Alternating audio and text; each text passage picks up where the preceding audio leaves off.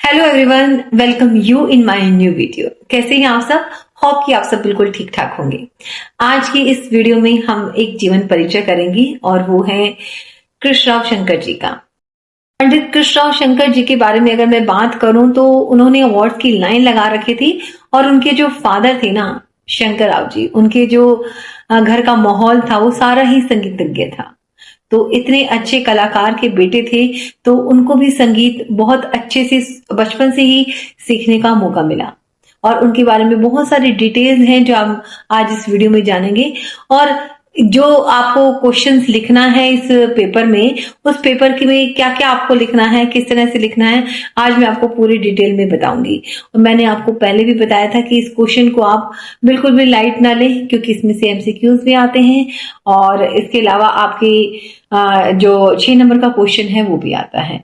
तो इसको आप अच्छे से सुने, अच्छे से ध्यान से इस वीडियो को देखें। आपको मैंने पहले भी बताया था कि आप 6 नंबर के इस क्वेश्चन को यानी जीवन परिचय को पॉइंट्स में भी लिख सकते हो और पूरे पैराग्राफ में भी लिख सकते हो, लेकिन सारी चीजें होनी चाहिए जो उनके जीवन से रिलेटेड हो। तो आइए इस वीडियो में हम जानते हैं कि पंडित कृष्णराव जी ने क्या क्या संगीत के लिए किया, क्या अवार्ड लिए, उनका निधन कब हुआ और उन्होंने संगीत जगत में आकर जो एक अपना नाम कमाया है वो किस वजह से कमाया है।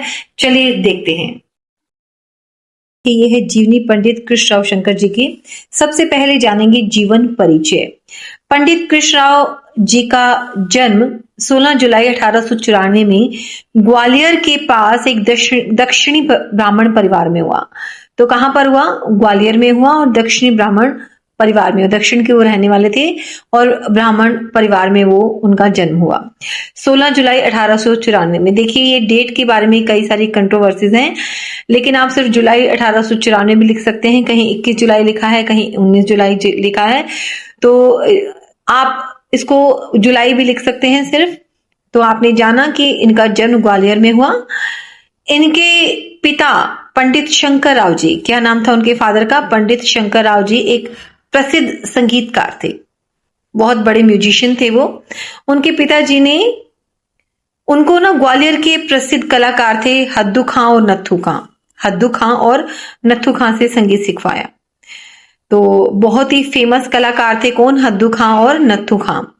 बाद में इन्होंने उस्ताद निसार हुसैन खां से, पहले उनसे सीखने के बाद उन्होंने निसार हुसैन खां की देखरेख में 12 वर्षों तक संगीत कला की साधना की और अपने समय के सबसे बड़े महान संगीतज्ञ बने।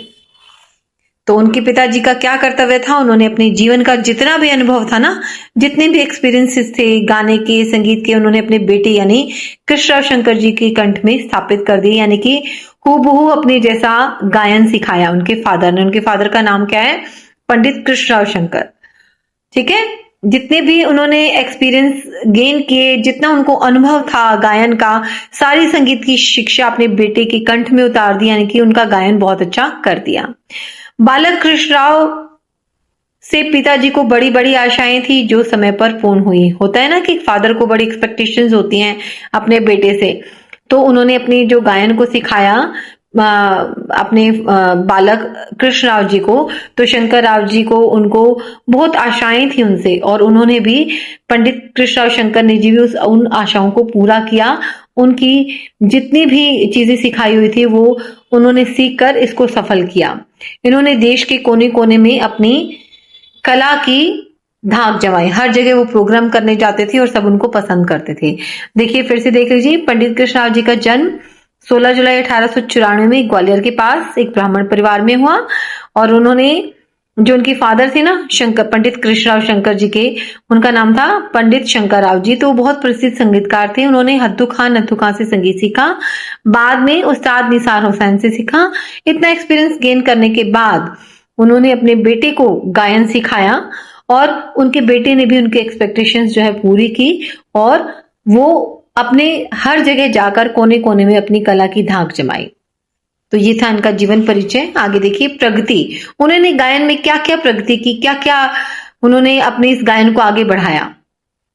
मुल्तान सभा ने इनको क्या किया? गायक शिरोमणि से सम्मानित किया। मुल्तान सभा ने गायक शिरोमणि इतनी प्रोग्रेस कर दी कि वो जब गाते थे तो मुल्तान सभा ने उनको गायक शिरोमणि की उपाधि दी और आई संगीत विभाग ने गायन विशारद की दी। ग्वालियर दरबार ने उनको संगीत रत्नाकर की दी। तो आप ये जान लीजिए ये सब उन्होंने प्रोग्रेस की है, क्योंकि जब कोई अच्छा काम करता है तो उनको कुछ ना कुछ अवार्ड दिया जाता है। तो ये सब अवार्ड्स हैं। और सन 1913 में महाराजा सतारा ने इनको शिक्षक के रूप में रखा। उन्होंने अपने विद्यालय में उनको एक टीचर बना दिया कि इन्होंने महाराजा सतारा ने शिक्षक के रूप में, एक टीचर के रूप में अपने यहां रखा। 1 वर्ष के बाद इन्होंने कार्य छोड़ दिया, उनका मन नहीं लगा, क्योंकि संगीत के क्षेत्र में वो बहुत कुछ करना चाहते थे। ठीक है, तो फिर उसके बाद सन 1917 में उन्होंने अपने पिता की स्मृति में एक शंकर गंधर्व विद्यालय स्थापित किया। वो आगे प्रोग्रेस करनी चाहते थे, वो एक जगह टिकने नहीं चाहते। तो जो कलाकार होता है ना, वो एक जगह कभी नहीं रहता। उनको लगता है कि जितना मैंने कुछ सीखा है वो मैं और लोगों को सिखाऊं। तो उन्होंने 1 साल, सिर्फ 1 साल ये एज ए टीचर उन्होंने काम किया। किन्होंने उनको टीचर रखा था? महाराजा सतारा ने 1913 में। फिर सब कुछ छोड़ छाड़ के वो अपना इस संगीत गायन में लग गए और एक ऐसा विद्यालय बनाया जहां पर सभी आकर संगीत सीख सके। और वो उन्होंने अपने फादर के नाम पर ये विद्यालय का नाम लिखा, शंकर गंधर्व महाविद्यालय, और सन 1917 में। तो ये देखिए इनकी उन्होंने इतनी प्रोग्रेस की। क्या की? मुल्तान सभा ने उनको गायक शिरोमणि दिया। संगीत विभाग ने इनको गायन विशारद दिया। ग्वालियर दरबार ने इनको संगीत रत्नाकर दिया। तो ये आप जान लें। इसके बाद 1913 में महाराजा सतारा ने क्या किया? उनको अपने यहाँ एज ए टीचर रख लिया, लेकिन वो 1 वर्ष के बाद उन्होंने काम छोड़ दिया। फिर वो काम करते थे निरंतर इस गायन में, और आखिरकार एक दिन उन्होंने इतना काम कर दिया कि एक कॉलेज बनाया, और उस कॉलेज का नाम जो है ना अपने फादर के नाम पर रखा, शंकर गंधर्व विद्यालय, जहां पर सभी स्टूडेंट्स जो है ना सिंगिंग के, म्यूजिक के वो सीखते थे। उन्होंने इतना काम कर दिया कि उनको बहुत सारे अवार्ड्स फिर से मिले। देखिए 1947 में ग्वालियर महाराज ने इनको माधव संगीत महाविद्यालय में फिर से सुपरवाइजर नियुक्त कर दिया। कब? 1947 में। फिर 1959 में उनको एक राष्ट्रपति पुरस्कार मिला। ये आप ध्यान रखेंगे, 1959 में इनको राष्ट्रपति पुरस्कार मिला। फिर 1962 में खैरागढ़ विश्वविद्यालय में डॉक्टरेट की उपाधि मिली, पीएचडी उन्होंने की, और उनको वहां पर ये उपाधि मिली। फिर से देखिए 1947 में ग्वालियर महाराज ने माधव संगीत का सुपरवाइजर उन्होंने बना दिया।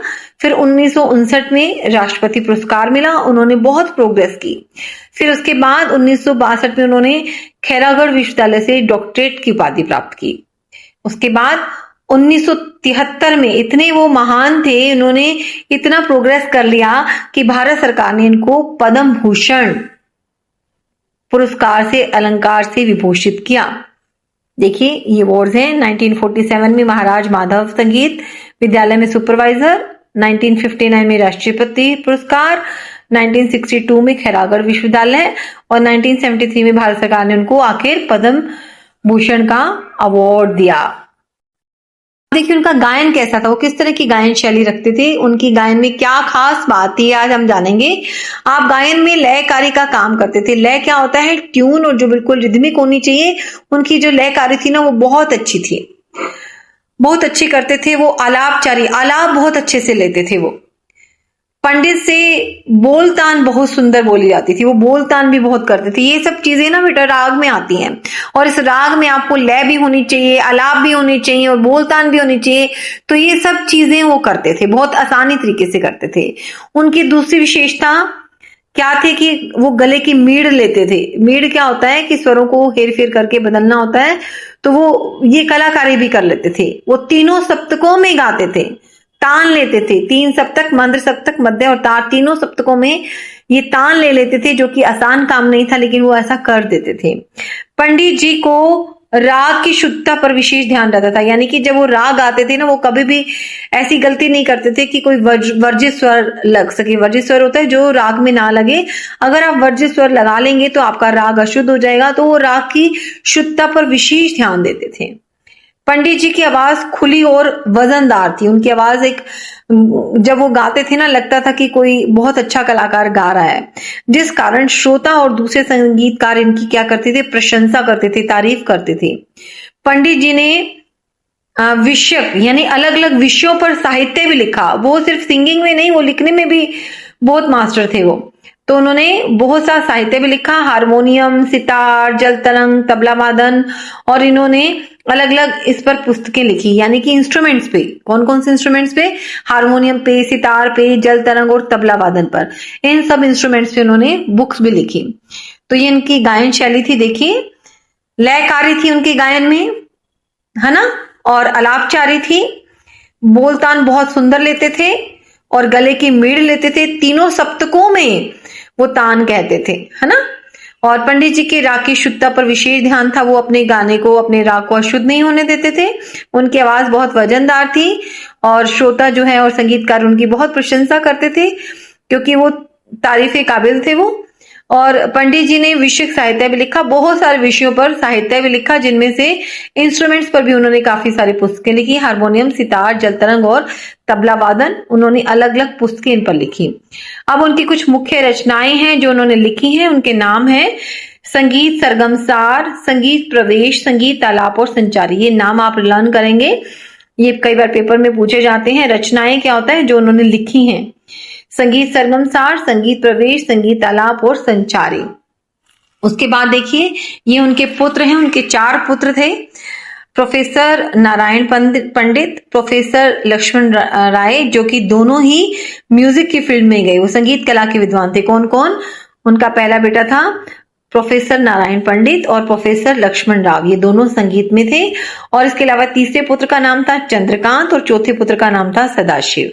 ये देख लीजिए, पहले पुत्र प्रोफेसर नारायण पंडित, फिर प्रोफेसर लक्ष्मण राव, ये दोनों संगीत से जुड़े हुए थे। और तीसरे पुत्र का नाम था चंद्रकांत और चौथे पुत्र का नाम था सदाशिव।